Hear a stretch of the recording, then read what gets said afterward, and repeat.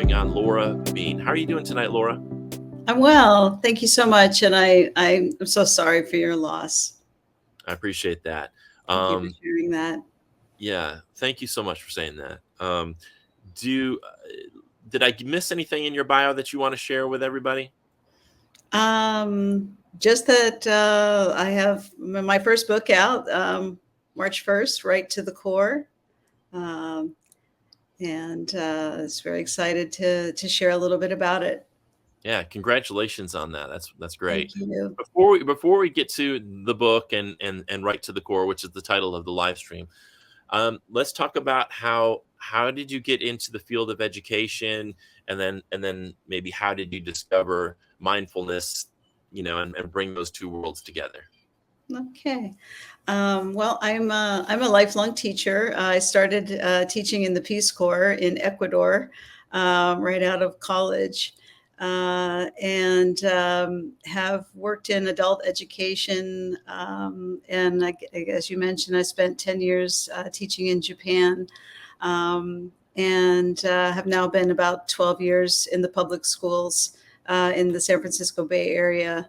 And I teach English learners and also regular English classes in Richmond, California. And in terms of the mindfulness, that's also been a lifelong journey. And it's been a very, very natural thing to want to share what's been so pivotal in my life with young people. And so, yeah, that's kind of where I'm at. Awesome. So, mindfulness and writing. Let's talk a little bit about, I'm thinking about, I've ever since you and I had that initial conversation about how these two worlds really kind of support one another, how writing can support a mindfulness practice and how mindfulness can support a writing practice. Can you talk a little bit about that, about the connection between writing and mindfulness that you see? Yeah. So mindfulness is about being present, being aware of what's happening both inside yourself and around you. It's really developing that awareness and attention to detail. And this is also what poetry is about. And of course, poetry is very much a part of mindfulness communities. And so, as my work as an English teacher, I really saw an opportunity to encourage students to write about what's in their hearts, and to develop their academic writing skills as well as their social emotional learning. Sorry, I wanted to move inside where I think the Wi-Fi is a little bit stronger. Oh, great. Okay, good. Glad to see you again. Yeah. Glad to see you again. So your personal practice, how did you get started with a personal mindfulness practice, and kind of maybe describe about what you do in terms of your daily practice, and then some of the teachers or some of the folks have been influential to you in that part of the work? Mm-hmm. Well, I've been, I came to meditation through yoga practice, and, in my early 20s, just dealing with a lot of anxiety. So it's been a long journey. I've been involved in, Zen and Tibetan. My teacher that I worked with in Japan was actually a Tibetan Buddhism practitioner. And so I worked closely with him and our community and a community of practitioners for 10 years while I was there. And I forget what the rest of your I'm sorry, the rest of your question was there. Well, I just had asked you what your daily practice was. Do you have a sitting practice, that kind of thing? What's your daily practice, and then some of your influences on that practice? But Yeah. So I listen to the app called Calm. Yeah. I listen to that every day, and I think it's fantastic. Right. I usually like I'll listen to the Calm app and then add 10 or 15 more minutes on my timer on my iPhone. So it's I keep it up. I do the best I can, with working full time. But it's very much, standing up in front of a classroom of teenagers, something that I call on throughout the day. And I've gathered a couple of my colleagues. We try to sit together on Wednesday morning before school. So having just a few colleagues at school that are also interested in mindfulness, it really helps. And the administration at my school. They're also supportive, and they've invited me to share a mindful minute in with the full faculty. Yeah. So I've been doing that some this year as well. So just wanting to make the school environment a healthier one, for all of us, for the teachers, and for the students. And here we are. It's like, almost we're just like the last few weeks of school. So everybody's pretty tired, and just wanting to, I just feel like it's just so important to just try incrementally, just to make it a healthier environment, and to address the social emotional concerns that are just so rampant. Right. Right. Um, you know, what I imagine some people that are in excitement in your neighborhood. Um, Could you hear that? Sorry for yeah, yeah, it's yeah. okay. So a lot of people that hear this term mindfulness, and then they bring it in. You're talking about bringing it into a school, and in South Carolina, we're talking about into a public school. Is there any research to suggest like what mindfulness, the impact of mindfulness on, say, on students, on writing, what kind of research is out there to support integrating mindfulness into the school? Well, it's there's definitely been research on the benefits of people that are of young people that are exposed to social emotional learning programs. Like, I think there's something like 11% academic gain for students that are exposed to those programs. And I think when you're faced with the academic tasks at school, and also all of the interpersonal challenges, to be able to practice mindfulness, and it's how it benefits people with in terms of regulating their emotions and being able to make wiser decisions, and also to self-soothe. All of these skills are just incredibly important, for students, and for all of the adults, for the adults in the room, and in the building. What what does it look like, um, from the perspective of a student who's sitting in the classroom with and experiencing one of your lessons? What is that like? Can you kind of walk us through that? Um, yeah, so the lessons are centered around an anchor poem, and I will begin with tapping the students' background knowledge on whatever theme we're addressing. So whether that's self compassion, or gratitude, or forgiveness.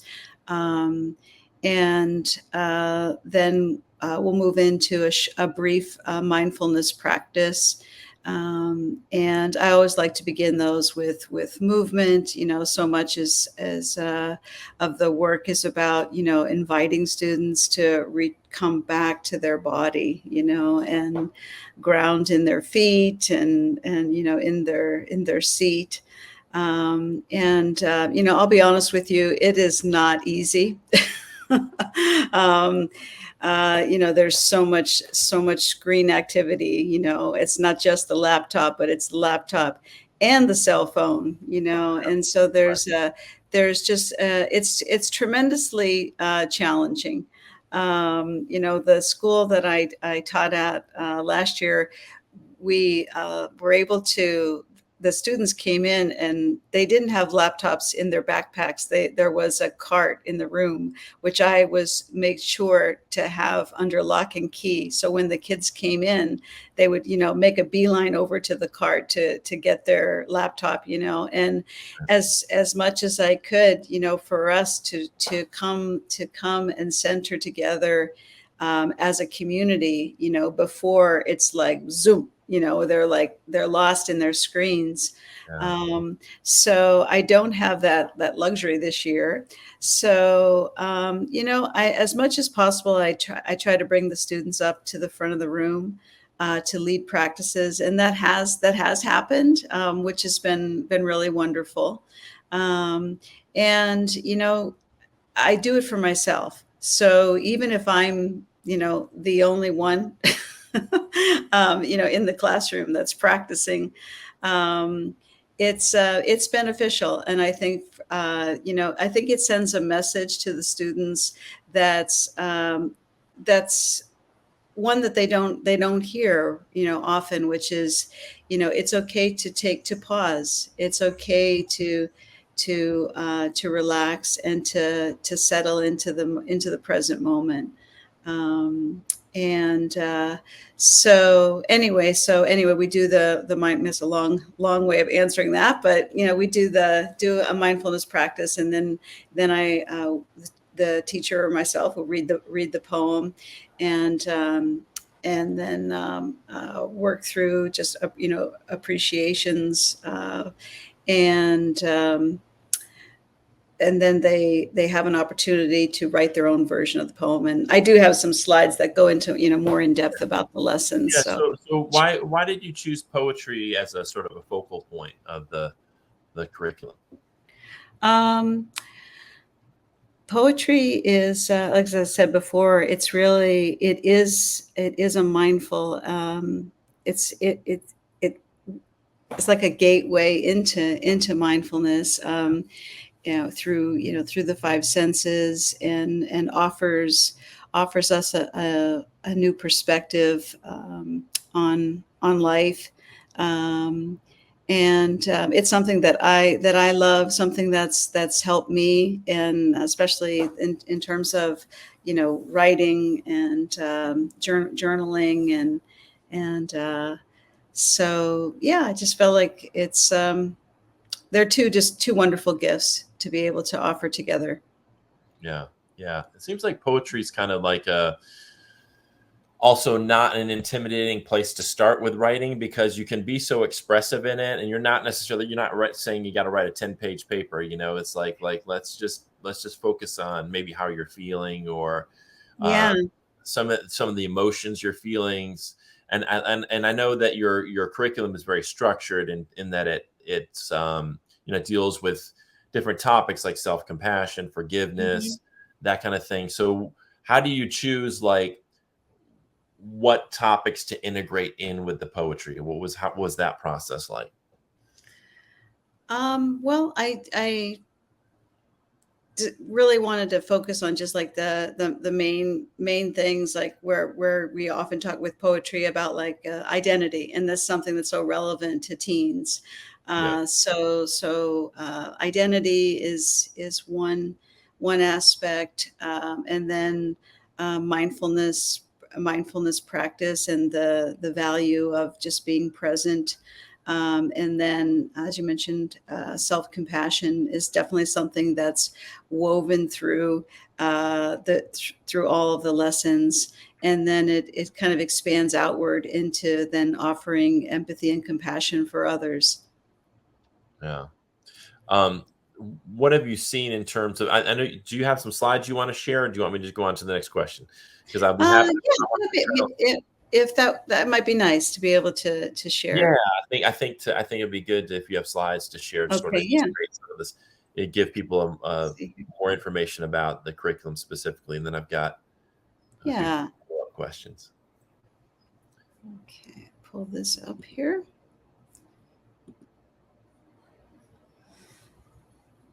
Okay, so yeah, so as I said, it is a place. Let's see, and I don't see you here. That tab where it present probably again. Let's That see. tab, yeah, because the slides aren't up yet. Oh, they're not up yet. Okay.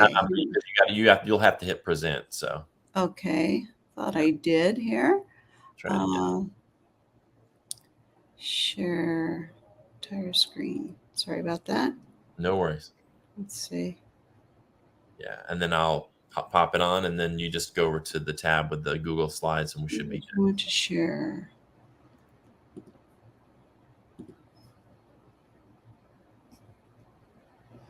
Hmm. I'm sorry, I don't know. It's present and then share green. Yeah, screen. Okay. Um, okay, I think this will work. there we go. Can you see them? Yep. Let's see. There we go. There, perfect. Now let me just take my little graphic off, and we're good to go. All right, so go for it. All righty. So this is a way to connect, as I mentioned, social emotional learning within academic content.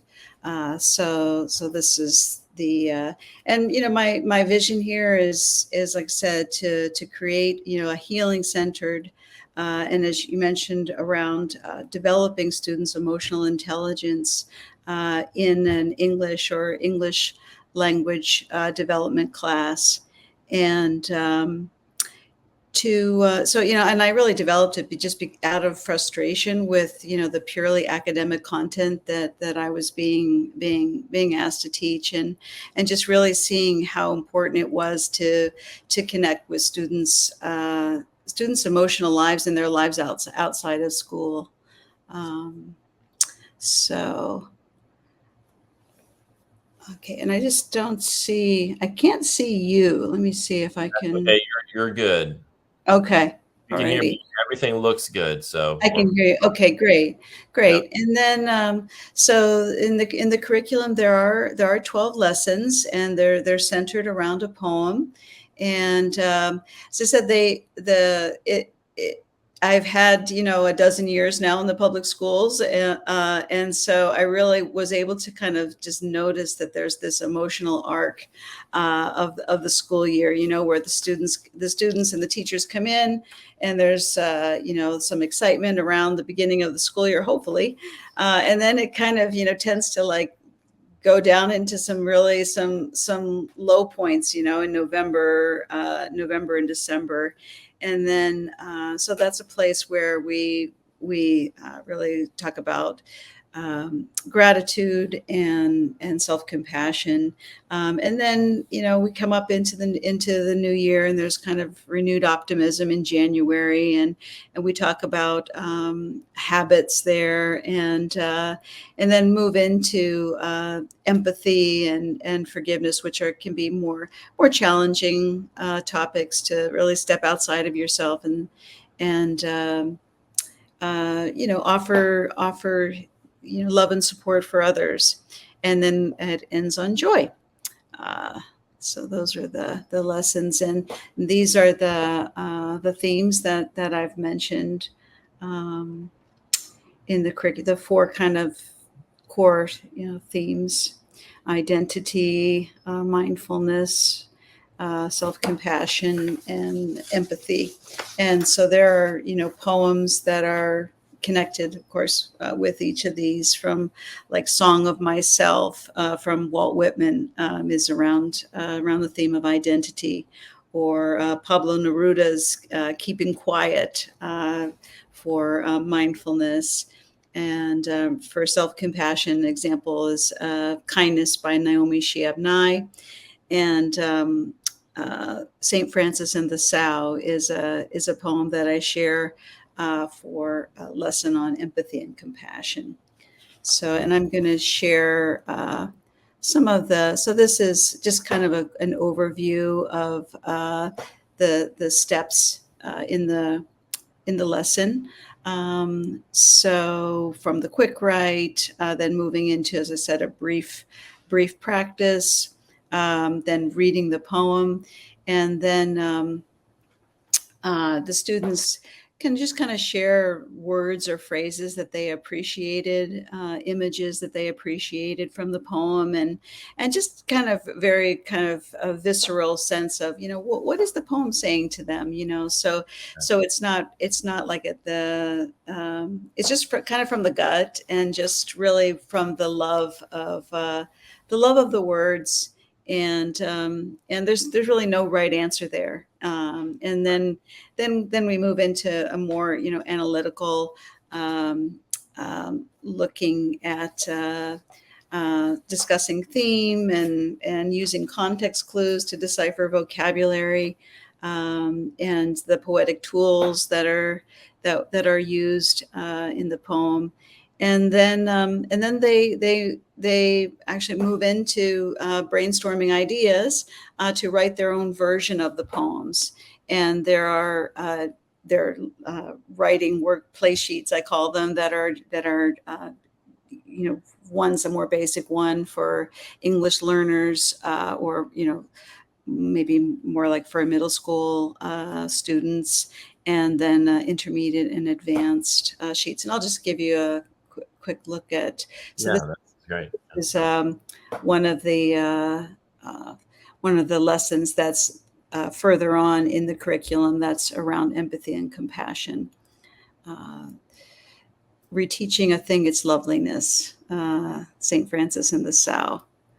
So this is so after the mindfulness practice, and then reading the poem, the students get a copy of this. Is a closed listening activity, where I pulled out some vocabulary that may be more challenging, and you can discuss the vocabulary ahead of time, but then read it a second time, and then the students fill in the missing words here. And then this is an example of text-dependent questions. So I was very mindful in creating the curriculum that it did meet, academic reading and writing standards. So these are some of those questions, and they write a text response where they look at the theme, the poem, and cite textual evidence. So they quote from the poem, and then write a personal reflection. And this is an example of one of the basic writing worksheet, and where they can brainstorm words in different categories, and then use those to fill in. I don't know if you can see the at the bottom, but it's kind of like, people said, oh, it's kind of like a Mad Libs, where they fill in. And then for the English learners or more basic students to then draw a picture here. So, and then this is a more intermediate, which there's a much more of the original poem. And so the worksheets they follow the use of repetition, or just encouraging them to be the specificity and the use of detail in the original poems. So and the students really come up with some I think pretty great sounding work. And even though the templates really support them, for everyone to really feel successful at it. And they really are really able to get their heart and soul in it, because oftentimes I'll ask students if they want to read, and sometimes they'll be, oh no, it's too personal. So they do make them their own. And so this is just one example, based on the poem St. Francis and the Sow. And I don't know if maybe I should read the original, or just read the student version. And that's your call. Okay, I think I'll read the original too, just to give you a sense of where it begins. So it's St. Francis and the Sow by Galway Canal. The bud stands for all things, even for those things that don't flower, for everything flowers from within of self-blessing. Though sometimes it is necessary to reteach a thing its loveliness, to put a hand on the brow of the flower and retell it in words and in touch. It is lovely until it flowers again from within of self-blessing. As St. Francis put his hand on the creased forehead of the sow and told her in words and in touch, blessings of earth on the sow. And the sow began remembering all down her thick length, from the earthen snout all the way through the fodder and slops to the spiritual curl of the tail. From the hard spininess spiked out from the spine, down through the great broken heart, to the sheer blue milken dreaminess spurting and shuddering, from the 14 teats into the 14 mouths, sucking and blowing beneath them, the long, perfect loveliness of sow.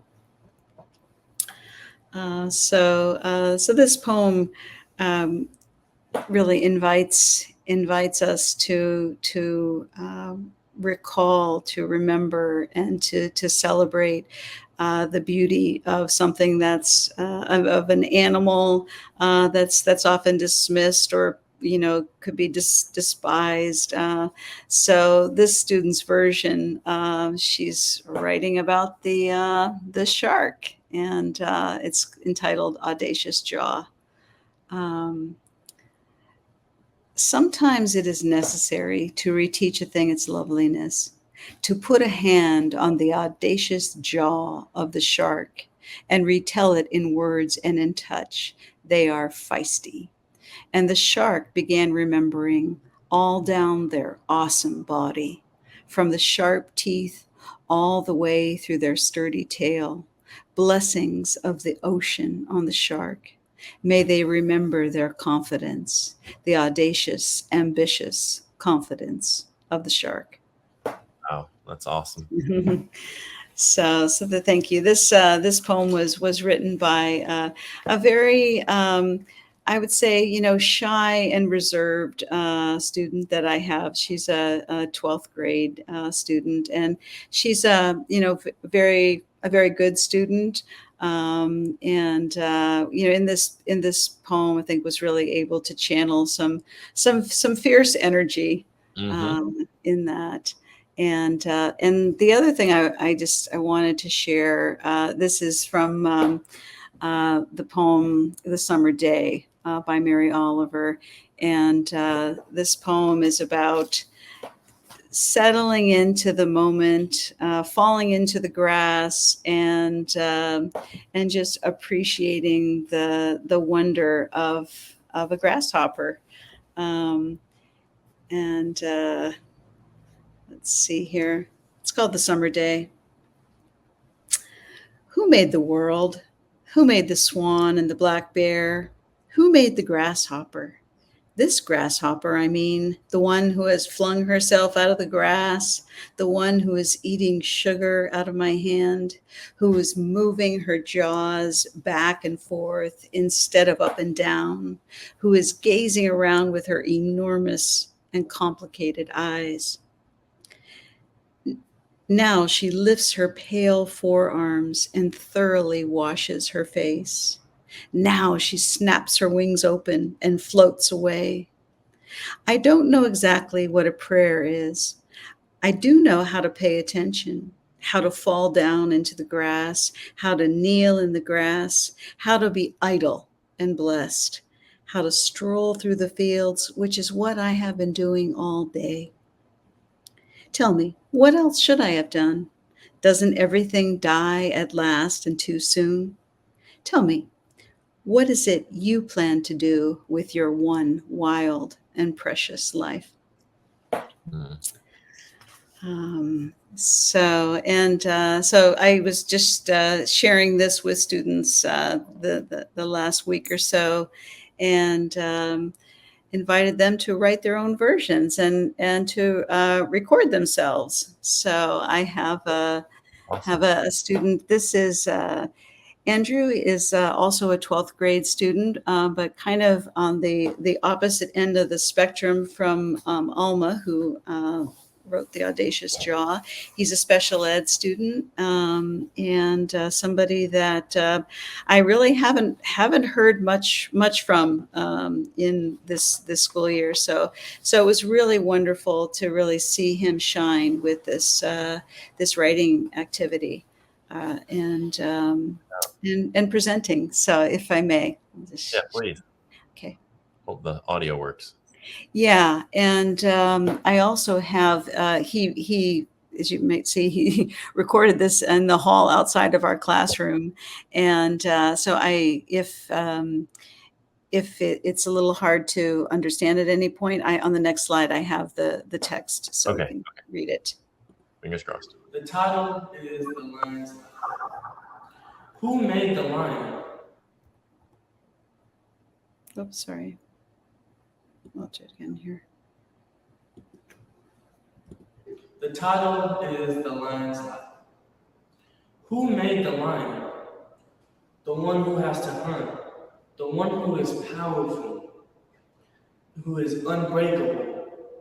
I don't know exactly what life is. I do know how to use my mindfulness, how to chase my dreams, how to move forward. Tell me why is love so hard to find? Tell me when I can be myself. And what did your poem mean to you? It meant that. Okay, and then I'm going to. The title is The Lion's Life. See. So this is the copy of his poem. Hmm. I don't know how it was to hear, but. Yeah, I heard it fine. Yeah. Okay, great.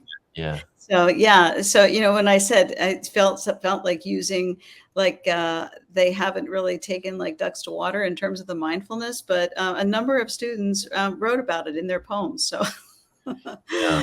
I do know how to use my mindfulness. Like, that's fantastic. Right. How to chase my dreams, how to move forward. And then the next one, he'll just talk about his. So the beauty of this was, it was a collaborative project where working with a partner, they revised their poems, added details, and then rehearsed and recorded. And then she asked him a couple of questions, reflection questions about what it felt like to write the poem. So what did your poem mean to you? It means that no matter what, don't ever look at the past, look at the future. So what I mean is when I mean be powerful, I mean to always move forward and chase your dreams and more like be yourself. Okay, and how did it feel to express yourself through a poem? It felt good because I'm really, not really comfortable with other people. So like it expressed a lot when I wrote this poem because it's about being powerful and never being unbreakable. Because in life you can't be, broken. You got to move forward and enjoy what you have. Mm. So what did your poem mean to you? Sorry. Let's see. That's okay. Okay. Yeah. And so this is the Let's see. description. Yeah. It's beautiful. Yeah. So, I mean, this is kind of what keeps me in the classroom. I mean, these kids teach me, all the time. And just to be an appreciation, and it helps for kids that are, that come from underprivileged environments to really step up, and like this is just a beautiful example of the kids, um, just letting their I mean, the one person's got a device in their hand, but they're using their device, to share something that they've created themselves, Right. and so it's just pretty fantastic. So, and I think yeah, that's it. And this is my Okay. on my website, and Okay. So if people want to connect with you, they would go to Laura Bean at Mindful Literacy. Oh, that's the email, Laura Bean at mindfulliteracy.com. And then yes, they can find you on socials at Laura Bean Mindful Literacy. yes, thank you. Great. So this reminds me, when I was in the class, the last time I was in the classroom, I was very, very lucky in my last year of teaching at the high school level. It was the 2010-11 school year. I begged my principal. I said, "Can we have a hip hop class where students write their own original hip hop music and produce their own original hip hop music?" We called the class "Pass the Mic." And the rule was, there were rules around what the content could be and that kind of thing. And I had a student, and he had the coolest name ever. His name was Rise Freeman, which I think is the coolest name I've ever heard of. And what he did was he took "Still I Rise" by Maya Angelou and wrote a whole song from his perspective, uh, based off of that poem. And so the students were creating all this content, and then these high school students would create the music. We had about 5 or 6 songs down, and then we would go to festivals or we would go to middle schools and perform the music. And I think this is really important because whether it's through poetry or through music, certain types of music, I think there are a lot of young people where the school's not really got an outlet for that kind of creativity and they need it. It's more of like a structured thing on poetry, or a more structured thing like a choral department, doing traditional musicals, or like a band, playing traditional instruments. And I think there needs to be these other pockets for young people to express themselves. And what I love about what you're doing is it's not just the teaching of poetry, it's the integration of social emotional learning into the poetry, which is really, and I love the name, that sort of, the play on words, the right to the core, which is getting to that core, the inner core, so that students aren't just thinking about writing as this mechanical process, but they're thinking about from this artistic lens, and this lens of expressing it deep parts of themselves, because that's the poetry that lasts, right? That's the poetry that we're still reading centuries later. The stuff Right. where human beings tapped into something that resonates 100, 200 years later with us today. And you're like, oh, I still feel that today. Yeah. And so I love what you're doing. Thank you. If people want to learn more, you got the website, but what would be your recommendation for teachers, ELA teachers or other teachers who might be watching this and want to integrate mindfulness into their lessons on poetry or writing? What are the recommendations do you have for them? What have been stumbling blocks for you, or what are some things that they need to make sure they think about as they do that? Well, my mentor is Dr. Amy Saltzman, who wrote "Still Quiet Place." I don't know; it's been maybe 10 or 15 years ago now, and she wrote the foreword to my book, and so she's been a great inspiration for me. as well as mindful schools. So I did a year-long program with them, become for a mindful educator program.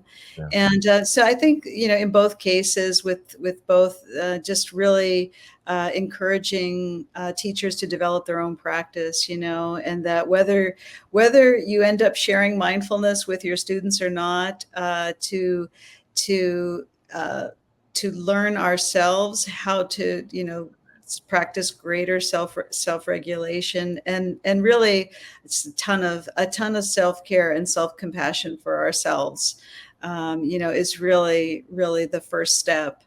I love, Go ahead. I love that you said that, because that's the thing that I really try to focus on in the work when I do mindfulness sessions with teachers, or we talk about trauma informed practices. It's like, if you're not, you have to sort of understand it from a personal lens. Like you can't teach mindfulness to young people if you're not practicing mindfulness and you don't really understand what it's about. I don't think you can certainly not do it effectively. So I love the idea of what you're saying. It's like, for teachers out there who are watching this, who might be interested in doing it, it's like, but integrate the SEL practices on that personal level first, so that they're hardwired into you, because that makes, I think, the connection to the curriculum more authentic. Yeah. And I think, just, as much as possible, just trying to be real with students, and sharing, your frustrations, and the times when, you haven't been your best, and to be real, and to see that we're all there as humans, as human beings, is really is just so important, and I know for myself, like just dealing with all the, the digital difficulties, where I'll actually, when I have a student that actually make eye contact with me, and they're listening and they're present, I thank them, thank you for being here, and it's these, just these little wins, because it really is a very, very challenging time to be in the classroom. But I'm excited about the videos. I think that's really fun. And it's just the creativity that just keeps flowing, is really, really what keeps me going, Right. and yeah. And have you ever done anything where the students will maybe read some of their poetry at like an event, like a poetry reading? Have you ever organized anything like at a coffee shop or at the school where the students? Normally the students, we create an anthology at the end of the school year. So that's been really fun, and really to help the students to move through, all the steps in the writing process, and to illustrate their work. So that really brings a lot of the artists in the classroom, brings them on board. So and we've done just like, informal, just like within our class stuff. I think that's a good suggestion, and hopefully, next year I'll be able to do more along those lines, and more public presentation. Yeah, when I've worked with teachers, I've always said one of the magical moments in my career was when we started creating content for people besides me, like to evaluate it by a rubric and give it a grade and hand it back to them, or for the class. Like once we started creating content, and I said, okay, we're going to record this and put it on YouTube, or we're going to, we're going to go to another school and present this or whatever. It really kind of, I think what it does, it takes it beyond an assignment, and it becomes like this mission. Like I really got to make this good, because other people are going to see it, or it might go viral or whatever, So Right. I think that's it's a special energy that it brings to the work. Definitely. So, Definitely. what have we not covered that you want to make sure that we share tonight? I think that's about everything. I mean, my book is available on Amazon, Okay. Right to the Core, and Right to the Core by Laura Bean.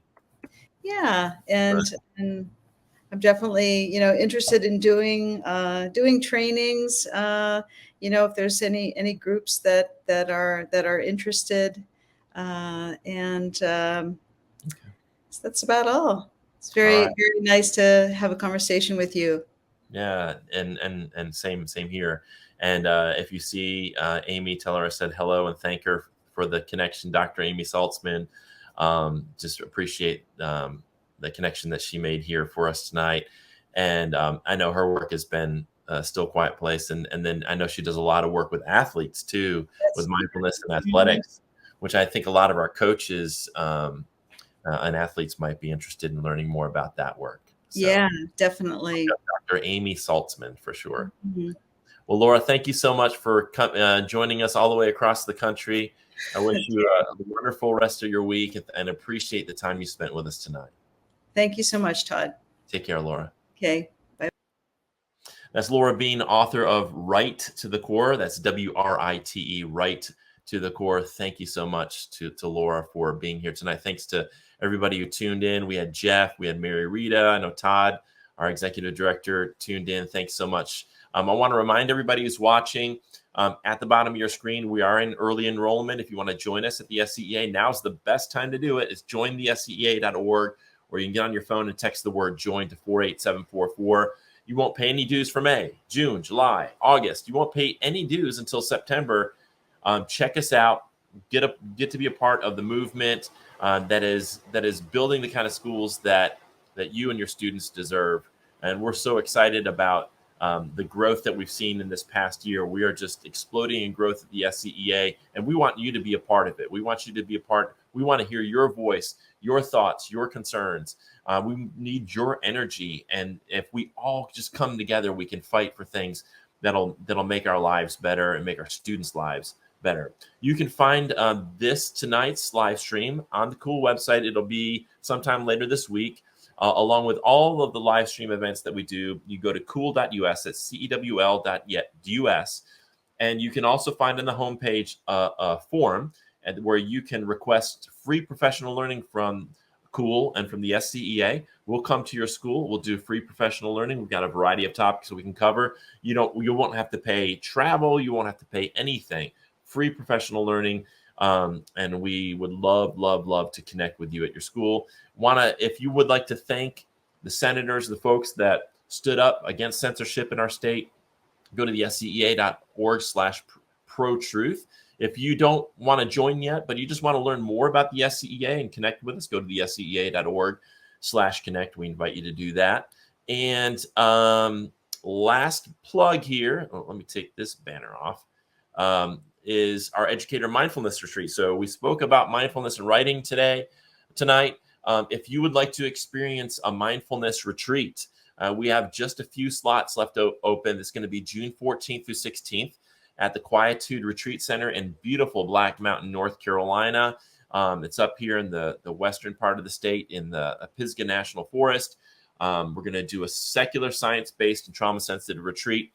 It's designed by educators. It's for educators. You just go to the Cool website, cool.us, and look for the retreat tab at the top.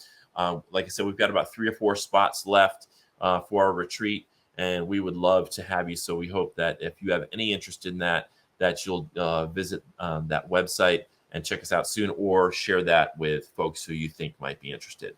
Well, thanks again to Laura Bean. Thank you for tuning in tonight. And we will see you on our next live stream. I think the next one is going to be on May 30th with Dr. Ram Bhagat. He's going to be talking about restorative practices and diversity, equity, and inclusion around this kind of work, around SEL work, mindfulness, and our public schools. So thanks again. Have a wonderful night, and we'll see you on the next live stream.